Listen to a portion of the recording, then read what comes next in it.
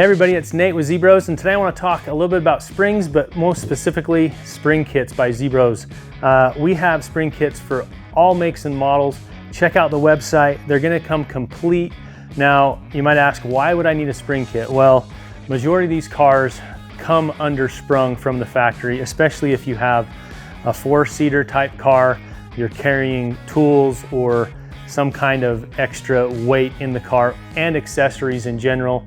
Wheels and tires can affect it as well. So what we've done is engineered spring kits specifically for your make and model to give you back the ride height that you've lost and improve your ride quality. So it's not just about lifting the vehicle, it's about getting it to a proper ride height with the correct rates, with the correct progressive springs sometimes the springs are linear, the correct spring dividers, and even crossovers. Some of the models don't come with crossovers, so if you have a dual rate, but you don't have a correct spring divider and crossover, it's not really doing you justice and it's not as adjustable. So our kits are complete, they're well thought out, good instructions. For the most part, they're pretty easy to do in your garage with the right type of hand tools.